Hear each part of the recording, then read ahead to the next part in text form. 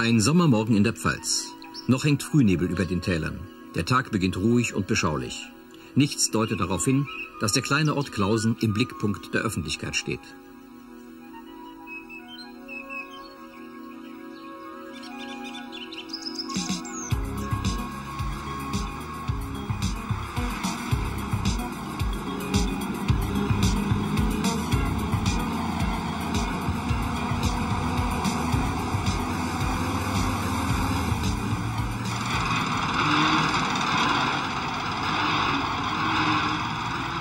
Tödliche Fracht schiebt sich auf schweren Sattelschleppern durch die engen Straßen. Die Einwohner von Clausen, erleichtert, auch neugierig, aber überwiegend gelassen und zuversichtlich. Sie vertrauen auf die Professionalität der Fahrer und des Sicherheitspersonals.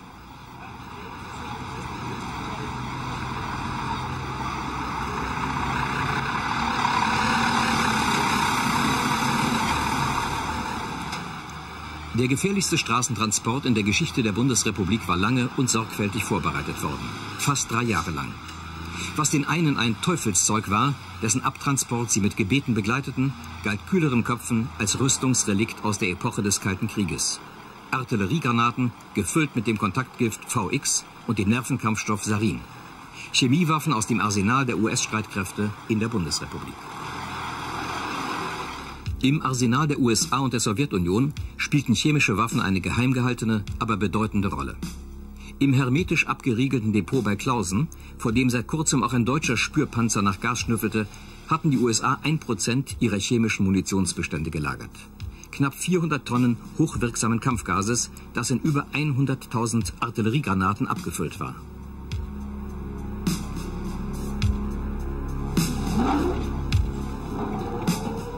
Der Abzug der amerikanischen Chemiewaffen aus der Bundesrepublik sollte bis Ende 1992 abgeschlossen sein. Auf Drängen der Bundesregierung erklärten sich die USA bereit, diese Waffen schon jetzt vollständig abzuziehen. Ende des Jahres wird es bei uns keine chemischen Waffen mehr geben. In enger deutsch-amerikanischer Zusammenarbeit wurden alle Vorkehrungen getroffen, um den Abtransport so zu organisieren, dass das Sicherheitsrisiko für die Bevölkerung gegen Null tendierte. Die technische Überprüfung der hier seit 20 Jahren lagernden Granaten ergab, dass die dickwandigen Geschosshüllen aus massivem Stahl keine Spuren von Korrosion zeigten.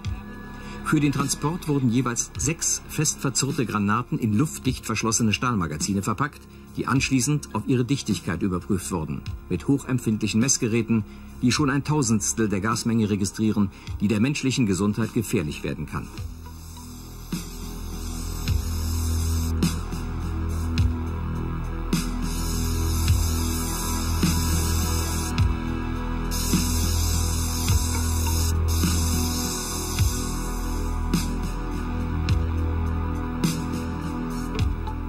Die mechanische Belastbarkeit der Granaten bei möglichen Transportunfällen war zuvor in den USA bei zahlreichen Rüttel-, Fall- und Feuerexperimenten erprobt worden.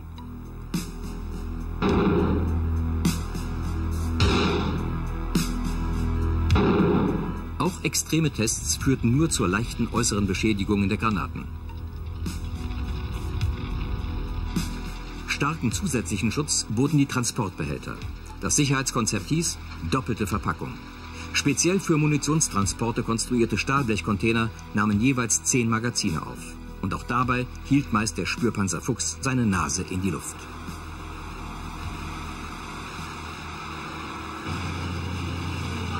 Technisch durchgecheckt wurden auch die Transportfahrzeuge durch amerikanische und deutsche Sachverständige.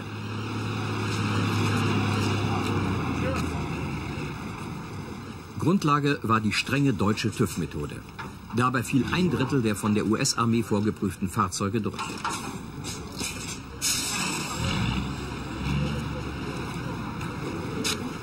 Auch die Fahrer wurden auf ihre Aufgabe besonders vorbereitet. Denn auf ihnen, dem menschlichen Faktor im technischen Sicherheitssystem, lastete die Verantwortung für den reibungslosen Transport von Clausen in das 50 Kilometer entfernte Zwischenlager Miesau.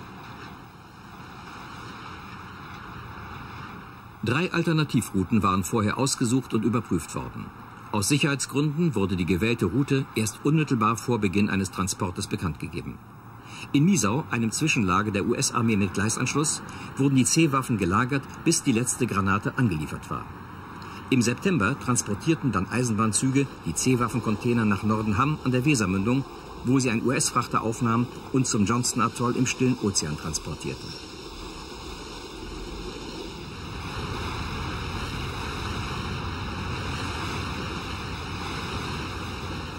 Dort wird das Giftgas in einer speziellen Anlage der amerikanischen Armee verbrannt.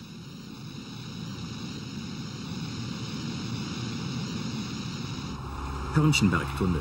Deutsche Polizeifahrzeuge an der Spitze des Konvois auf der Schotterpiste der noch unfertigen A62. Nur etwa 20 der insgesamt 80 Fahrzeuge des Konvois waren Munitionstransporter. Die vielen anderen übernahmen den Sicherheits- und Begleitschutz. Nicht sichtbar, aber alarmiert waren auch die regionalen Feuerwehren, die Rettungs- und Gesundheitsdienste. Die Bundeswehr hatte Spezialisten abgestellt, die sich in der Bekämpfung von Giftgasunfällen auskennen.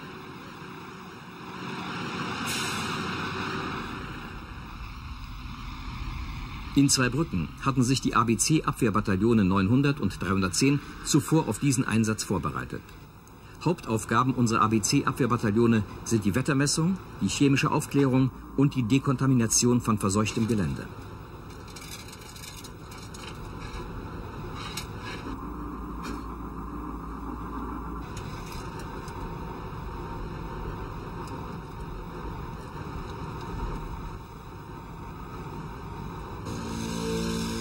Nach wie vor gilt, man muss im Frieden können, was man im Ernstfall braucht.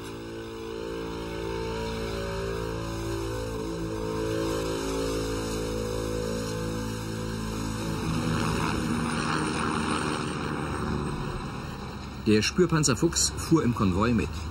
Den Gegenverkehr auf der Autobahn verlangsamte die Polizei, während auf den Bundesstraßenabschnitten überhaupt jeder Gegenverkehr aus Sicherheitsgründen unterbunden worden war.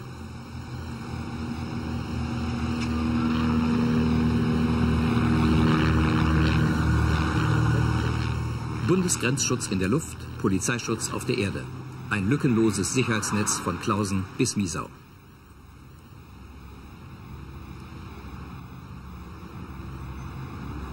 Mal sollte sich das Tor des Zwischenlagers Miesau öffnen, bis im September der letzte Konvoi seine giftige Fracht abgeladen hatte.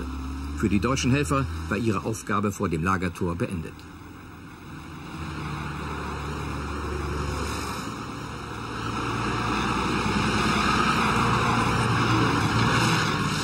Mit dem vorzeitigen Abzug aller C-Waffen aus Deutschland hat die Bundesrepublik ihre Friedens- und Abrüstungspolitik nachdrücklich bekräftigt.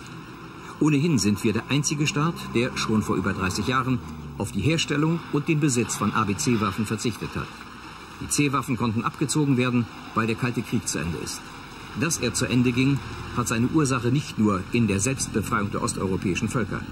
Dazu hat wesentlich auch die politische und militärische Standfestigkeit des westlichen Bündnisses beigetragen.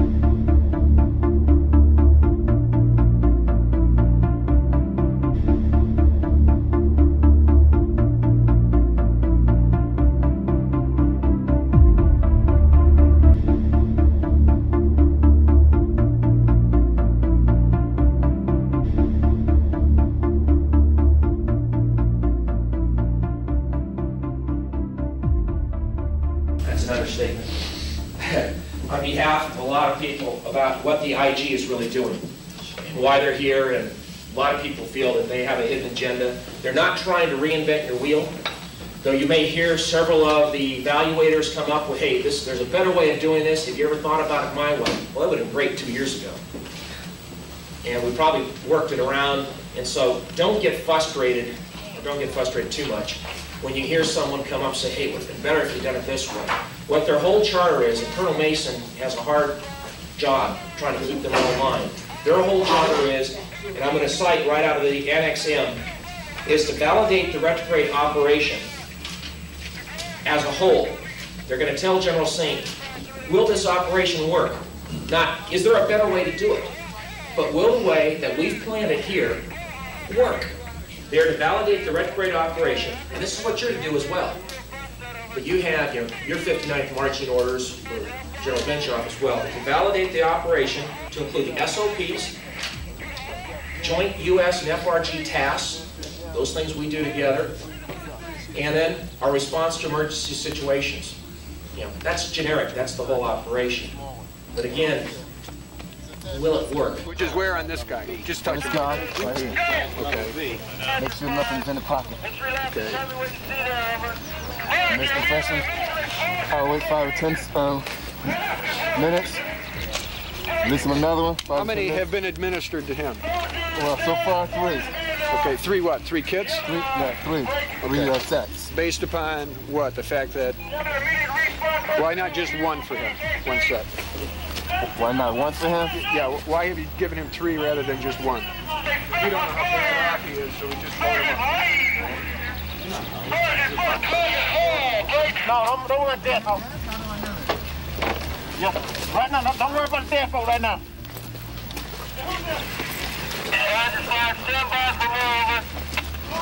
What's wrong with him? He has a Davis Sergeant type. No pulse. Has no pulse. Difficulty breathing. No breathing. No breathing. He is a dead casualty at location. Break.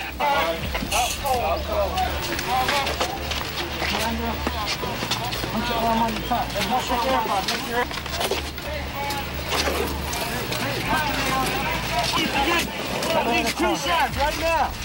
You gotta. You've been juiced how many times? How many times? Okay, you need to get a tag and tag him with how many times he's been juiced and the number, and his name, and the injury. Okay? Yeah. Just go ahead. Okay, just if you find somebody that's hurt, help him. Do a 50 squat. Can you do a 50 squat for me? Sit down like this and hold your jaw. Roger. Huh? What's wrong with this guy? He's out. Frank, I want you over in that corner right there, right? Corner is over in the corner over there, in the fence.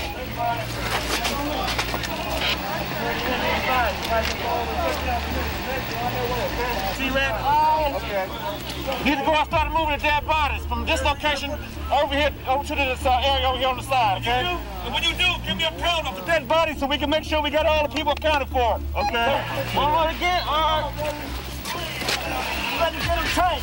Hey, more! We got one more.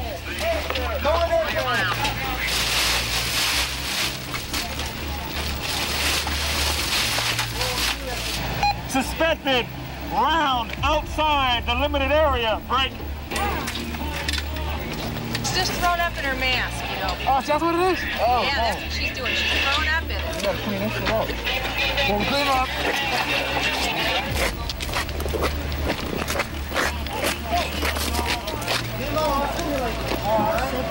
Yeah, simulate to not get people wet.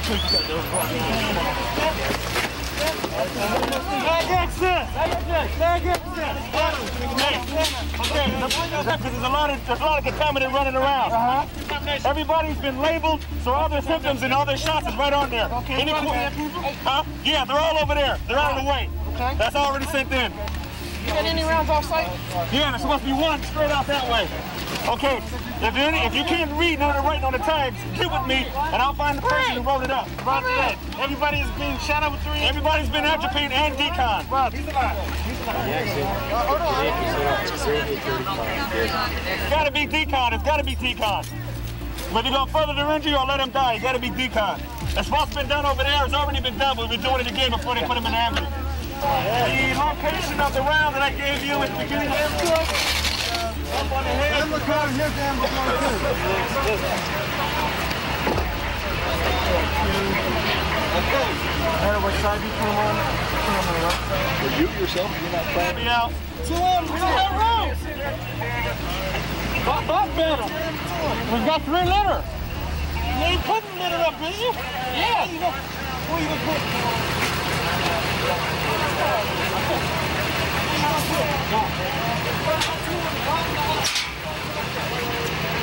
So why don't we move off here? Huh? Why don't we move out of here? You can't step across. You can't. Ask him if we can walk You to can the step area. across if you're not coming We've back. deconned ourselves. Base 5, when you step across, you can't come back. Right. Okay. You drive on. You find when you get here.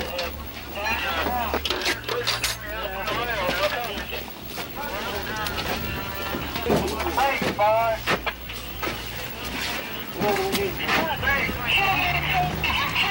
What's around? It's underneath the little door. You ready to go work?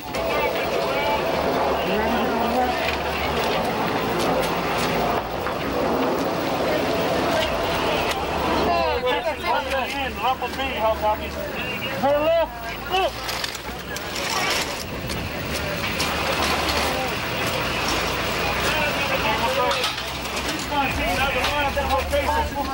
Break.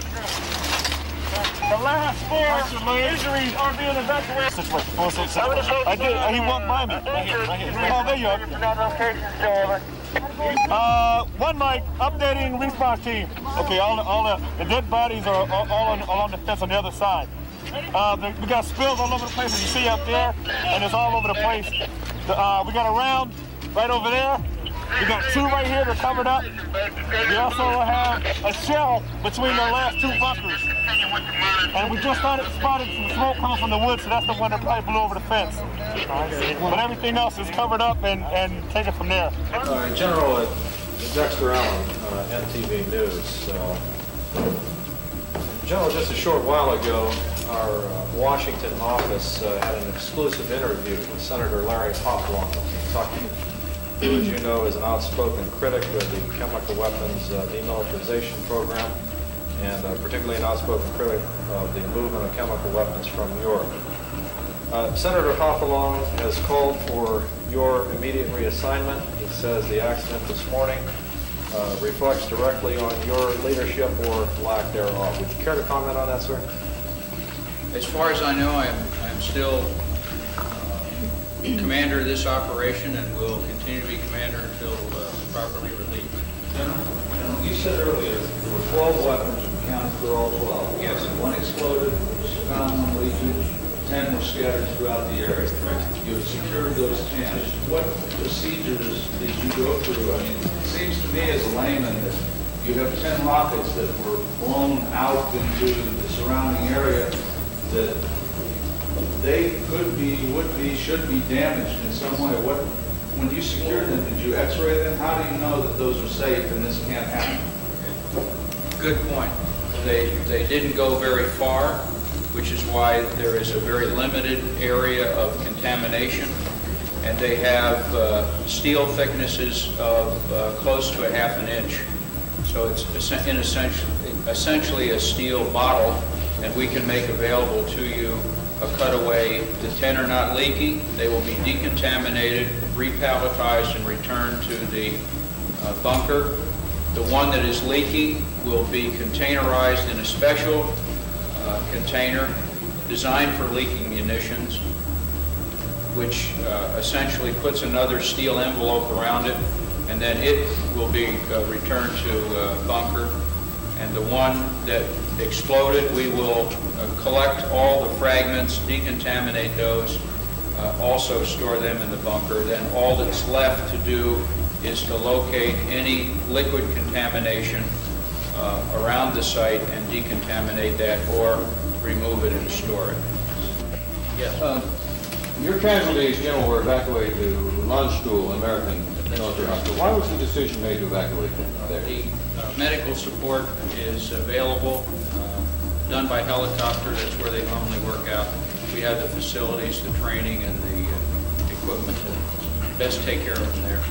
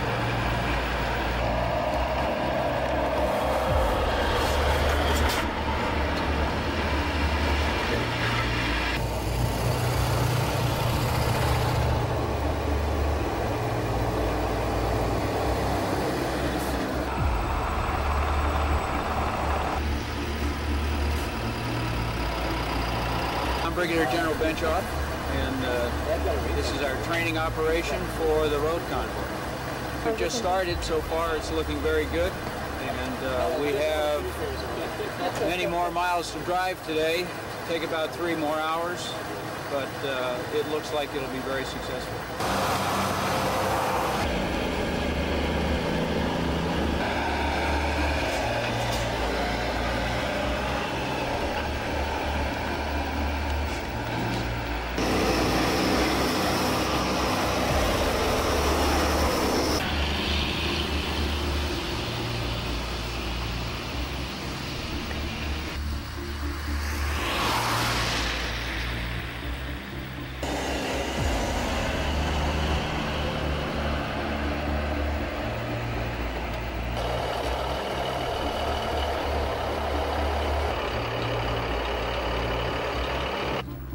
Ja, wo du willst. Ja, alles klar. Ist ja. Stefan, ein Stück weiter darüber.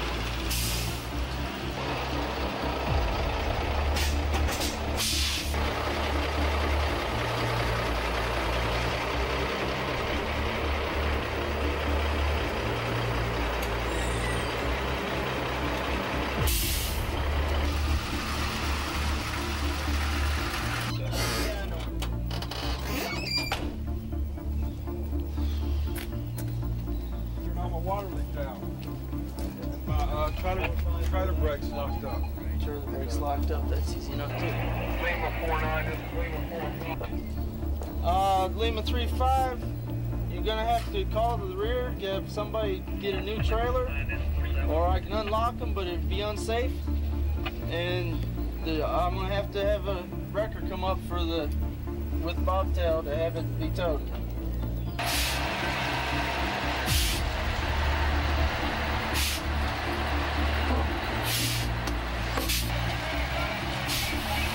All clear.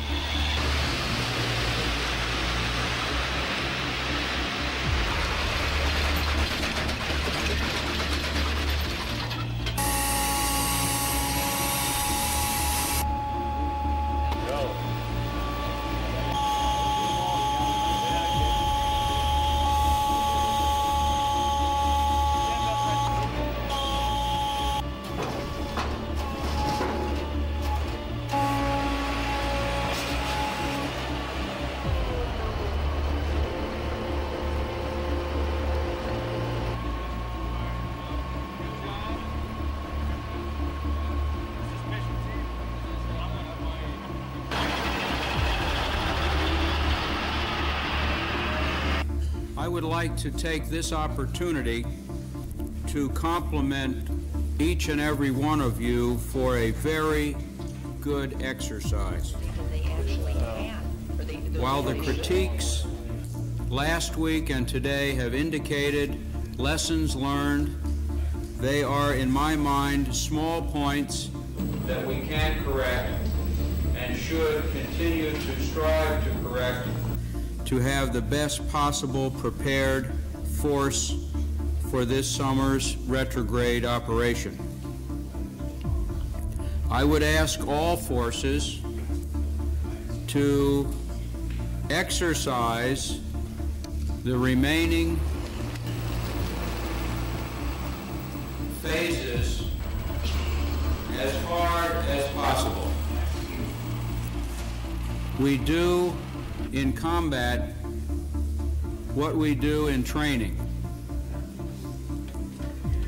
And it's an old saying in the United States Army that we can avoid blood on the battlefield by sweating in the training ground. I would ask each of you who is a leader here today to compliment all of your soldiers, all of your police forces, for a job extremely well done. And that most of our problems, as addressed here today, are leader problems and communications problems which caused our soldiers to have to wait on us in order to solve the problems we encountered. They were very patient and very professional.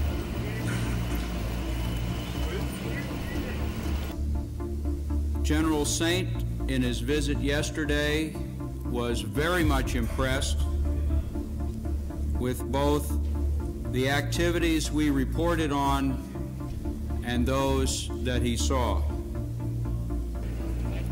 But more importantly, the real news media